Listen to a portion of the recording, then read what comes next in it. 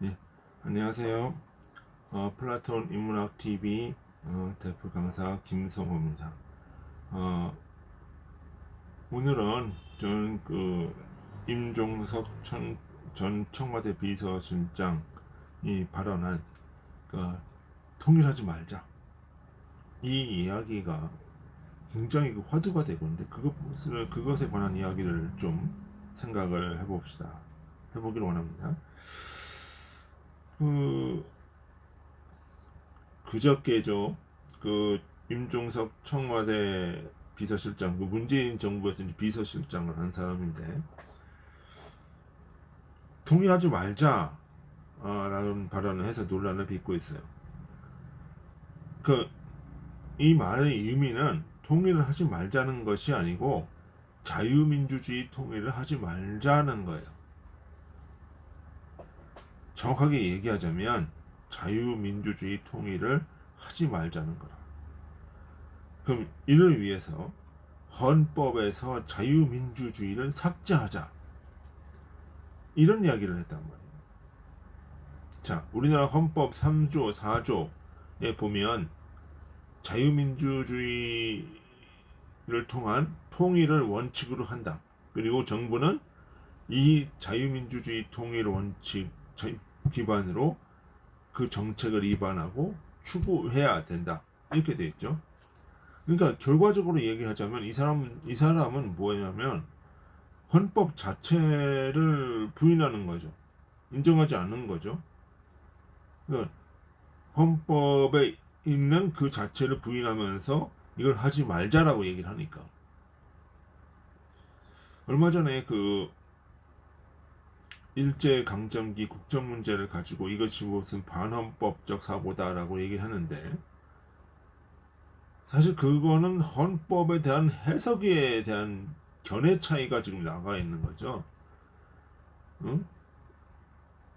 3.1운동 임시정부의 법통을 이어받아 라고 하는 이야기를, 그 임시정부의 법통을 이어받는 것이 임시정부를 인정하는 것이냐 아니냐, 임시정부가 정부이냐 아니냐, 그 국적이 임시정부이면은 임시정부를 인정을 하면 정식 정부가 되면 국적을 발행한 적이 있느냐 없느냐, 하다 보니까 이제 그 일제 국적이 나오는 건데, 이거는 뭐냐면은 이 헌법 전문을 해석하는 데 있어서 견해의 차이가 있는 거죠. 헌법을 부인하는 게 아니란 말이에요. 그런데 이 임종석 실장 같은 경우는 아예 자유민주주의라고 하는 그 헌법적 표현을 없애버리자, 헌법에서 이거는 받아들이지 못하겠다고 얘기를 하는 거잖아요. 그러니까 이것이 반헌법적인 사고다, 이거야말로. 그러니까 민주당은 그 자신들의 그 해석상의 얘기를 가지고 헌법적 사고다라고 몰아붙일 것이 아니라, 자신들이 이러한 이야기를 한 임종석 실장에 대해서 분명한 태도를 구하고 징계를 해야 된다, 보시죠. 그러면 이 임종석 실장이 가지고 있는 이 발언에 대해서 어떤 문제가 있냐? 첫 번째로는 이 통일은 우리가 하지 말자 하는 우리 의지와는 상관이 없이 어느 순간에는 갑자기 될 수 있다는 거예요.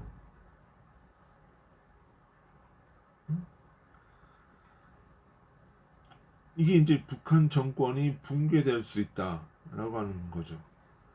자, 북한 정권은 지금 인권과 경제적 낙후성, 그리고 폐쇄성으로 인해서 주민 반감이 강한 상태다. 그것이 지금 드러나고 있는 것이 탈북으로 나타나고 있는 거죠. 얼마 전에 이일규 전 외교관이 이제 탈북하기도 하고, 그 전에 태영호 대사가 이제 탈북하고, 이런 대규모의 외교관이 탈북이 있고, 얼마 전에는 그 교동도를 통해서, 육로를 통해서 이렇게 탈출을 했단 말이에요. 지금 계속 그 탈북 얘기가 나오는 거예요. 그렇게 들어가면서 뭐예요? 지금 북한에서는 뭐예요? 남한의 방송이나 TV나 이런 동영상을 보면은 어떻게 해요? 뭐 징역을 때려버린다든가 공개 처형을 한다든가 이런 이야기들이 지금 계속 들려온단 말이에요. 그거는 무슨 얘기냐면 체제가 지금 붕괴될 가능성이 있다는 거예요. 그리고 여기에 이제 김정은의 건강에 대한 문제까지 엄청난 비만이잖아요. 140kg가 넘는다는 거는. 그죠? 그리고 지금 이제 장마당 세대들은 북한 정권과 상관없이 살아왔던 세대란 말이에요. 이게 뭐냐면 지금 이제 90년대에 그 뭐야 고난의 시기 때 배급을 못 주니까 뭐를 했어요? 장마당을 열어가지고 자기들이 이렇게 자기들이 먹고 살았단 말이에요. 그러면은 이 사람들한테 배급을 못 주는 공산주의 체제는 의미가 없는 거죠. 그런데 왜 자꾸 이래라 저래라 통제만 가능 이런 반감들이 있는 거죠. 그러면서 최근에는 이제 중국과의 갈등이 불거졌죠. 이제 러시아 쪽으로 기울면서 게다가 이제 최근에 들어오는 어떤 그 북한의 도발, 뭐 쓰레기를 날린다든가 또는 미사일을 날린다든가 이런 것들이 이제 국제 사회에서는 굉장히 이제 저 정권은 이제는 있어서는 안 되겠구나. 자꾸 미사일을 날려가지고 서방 세계를 위협을 가하고 그러면서 이제 미중 패권 경쟁이 시작되면서 이제 이 동북아에 대한 관심이 증대되는 가운데 미국, 일본들이 이제는 저 정권은 그냥 둬서는 안 되겠다. 이제 통일을 지켜야 되겠다는 쪽으로 간단 말이에요. 그러면서 이제 동북아의 군사력을 강화시키면서 이런 모든 상황들은 결국은 북한의 체제 붕괴로 이어질 수 있다는 거죠. 이어지게 돼 있다는 거죠. 그러니까 이런 상황은 우리가 의지대로 할 수 있는 게 아니에요. 야, 우리가 저 체제를 어떻게 막아보겠다. 이미 내부에서 다 장기가 파열이 되고 그 깨져 있는 상태인데 거기서 뭘 지원해주고 뭐 이렇게 해가지고는 저 체제가 살아날 수 있는 것이 아니라는 거예요.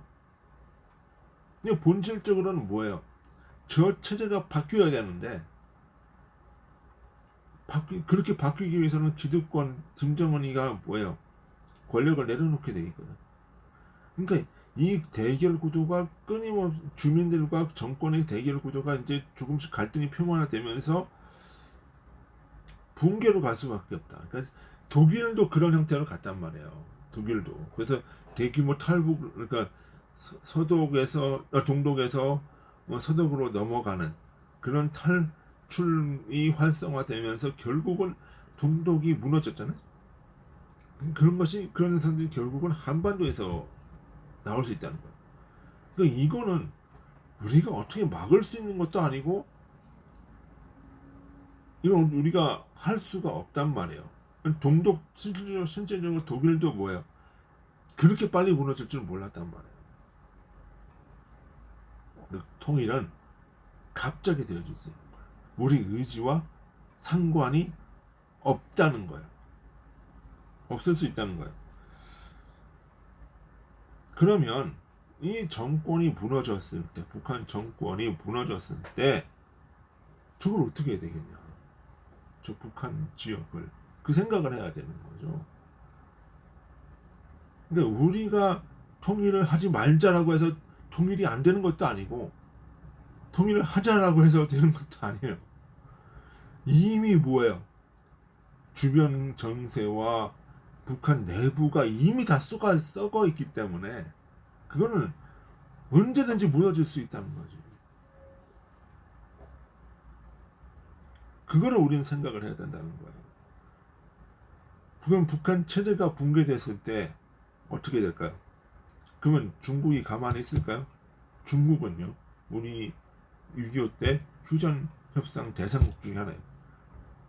순망치안이라는 이름을 대면서 북한을 도왔다는 거예요. 그럼 분명히 뭐야? 중국이 들어올 수 있다. 그러면은 오히려 북한보다 더 무서운 상대를 맞닥뜨릴 수 있어요. 전에는 차라리 분단되어 있을 때는 북한이 완충 지역을 했는데,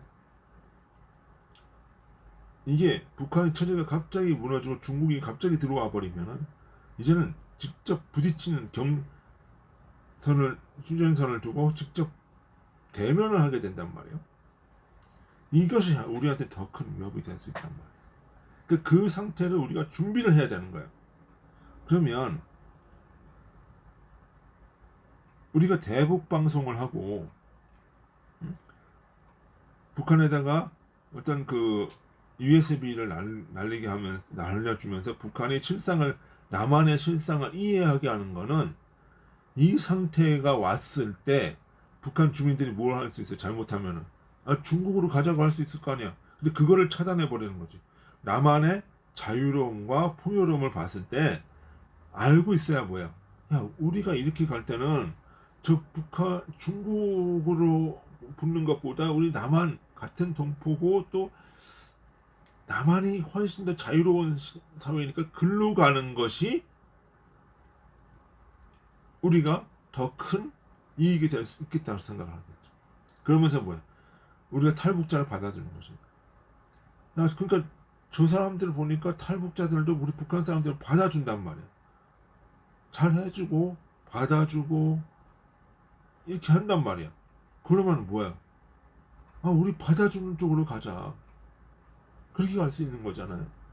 여태까지 중국은 뭐 했어요? 탈북해 오면 잡아다가 북한으로 넘겨줬잖아. 그런 분위기가 만들어지게끔 작업을 하고 있는 거라고 봐야 돼요, 우리가. 그러면 민심이, 사람들이 마음이 우리한테 있는데 북한의 중공군이 들어오는 거를, 중공이 들어오는 거를 이 사람들이 저항할 수 있는 또 심리적 상태도 되겠죠. 그러면서 또 하나의 생각을 해야 되는 거는 유엔이라고 하는 거예요. 유엔. 지금 우리나라는 유엔 사령부가 있어요. 휴전이 된 상태이기 때문에 유엔군 사령부가 있단 말이에요. 그리고 중국은 뭐야? 유엔의 지금 이사국이죠. 상임이사국입니다. 유엔이 그 해방 당시에 무엇을 했었냐면, 남한의 정부를 수립했었고 북한에도 자치 정부를 수립하면서 나중에 투표를 통해 자치 정부를 수립하면서 나중에 이 국가들 간의, 이 자치 정부들 간의 교섭을 통해서 통합된 국가를 만들겠다는 계획을 가지고 있었어요. 그래서 남한의 총선이 끝나자마자 북한으로 이 사람들을 보내려고 했는데, 보내서 이 총선을 치르도록 하려고 했는데 김일성이 이걸 막은 거예요. 그러면서 분단의 상태가 된 거야. 그러면 우리가 그 유엔이 가지고 있었던 이 결의안, 생각들을 이야기를 하는 거예요. 북한에서 들어가서, 유엔의 이름으로 들어가서 거기서 자유총선을 실시하고, 그 총선을 실시하고 자치단체를 만든 다음에 이 자치정부가 남한과 통합되는 이 그림을 그리고 들어가게끔 해야 된다. 그렇게 됐을 때는 유엔이 이름이 걸렸으니까 어떻게 중국이 못 들어가는 거예요. 왜? 자신도 유엔의 회원국이니까. 그리고 이렇게 됐을 때 유엔으로부터 북한의 경제를 지원할 수 있는 지원금도 받을 수가 있고, 또 유엔에 속한 그 서구의 선진국들, 영국이나 프랑스, 독일 뭐 이런 나라들이 북한에게 투자를 할 수 있다는 거죠. 그렇게 됐을 때 우리가 가지는 경제적인 부담도 축소되면서 북한 경제가 살아날 수가 있는 거예요. 그러니까 그런 계획을 가지고 있어야 된다. 그래서 자유주의 동맹이라고 하는 것이 있어야 되는 것이고 한미 동맹이라고 하는 것이 있어야 된다고 얘기를 하는 거죠. 그 가운데 통일이 되어야 된다. 그러면 이걸 어떻게 돼? 그러면서 뭐예요? 우리가 그렇게 갔을 때 국제 안보와 시스템적인 변화가 한반도 내에서 이루어질 수 있는 거죠. 통일이 되지 않으면, 그러니까 임종석 이 실장이 이야기하는 게 뭐냐면, 통일은 현실적으로 현실적으로 문제가 많다. 현실적인 문제가 아니다라는 거예요. 현실은 이미 그렇게 가고 있다는 거예요. 그렇게 가고 있다는 거예요. 현실은 그렇게 대세가 흘러간다는 거예요. 그래서 미국도 그렇고 일본도 그렇고 통일을 지지하겠다고 그러고 호주도 그렇게 호주 통일을 지지하겠다고 그러고 나오잖아요. 지금 대세가 오히려 뭐야? 야, 이것은 통일 안 된다라고 생각하는 것이 뭐야? 반현실적인 것이다. 반현실적인 거다. 그게 반현실적인 거다.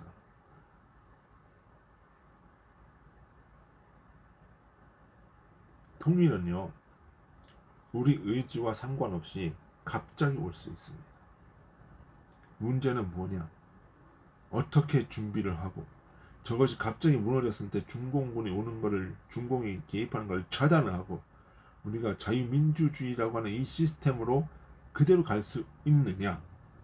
이 싸움이 되어지는 거예요. 이렇게 가야 된다는 거예요. 그런데, 그러면, 임종석이 얘기하는 이 통일은 뭐냐면,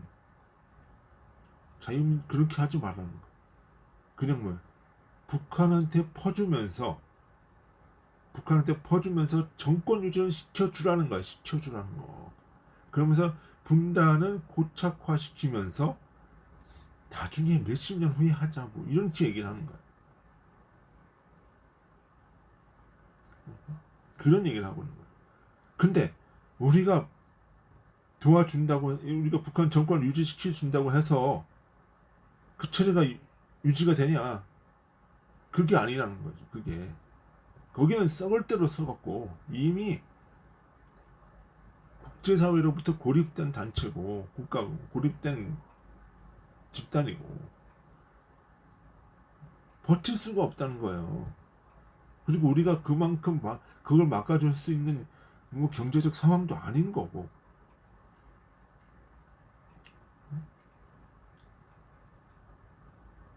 그러면 그렇게 분단이 고착화됐을 때 우리 국방비나 거기서 안보 위협이나 이런 것들은 지금 리스크에 안 들어가 있다는 거예요. 그냥 그대로 안보 위협이고 뭐 도발도 그대로 받고 뭐 그렇게 가자는 거야. 이 사람들은 얘기는. 그러니까 이게 반헌법적이고 반현실적이고 반국가적인 이런 집단이라 이런 사고라. 그러니까 결국은 통일하지 말자는 얘기는 뭐예요? 윤 정부 우리 현 정부가 지금 통일을 이야기하니까 그거 하지 말자라고 얘기를 하는 거예요. 그냥 분단을 고착화시키자. 그리고 테러 위험 당하자 그냥. 그리고 북한을 그냥 퍼주자. 이 얘기를 하는 거야. 그 퍼주는 걸 통일운동이라고 하는 거고 그냥 분단이 고착화되고 있는 이거를 평화라고 얘기를 하는 거. 그래서 평화가 왔다고 하는 거고. 이런 사람이 전 정부 시대에 청와대 비서실장으로 앉아있었다는 거야. 이게 어떻게 되냐. 우리가 다음에도 이 정권을 이렇게 잃어버리게 되면 또다시 이런 사람들이 와서 안보실에 들어가고 국방부에 들어가고 외교부에 들어갈 거라니. 이거는요 국힘이고 보수 그냥 둬서는 안 돼요. 이 분명하게 이야기를 해야 되고 사죄의 사과를 받아내고 처벌을 해야 되는 상황. 그래야 다시는 이런 얘기가 안 나와. 그래야 우리가 이런 세력들을, 이런 생각을 가진 사람들을 꺾어버릴 수가 있다는 얘기예요.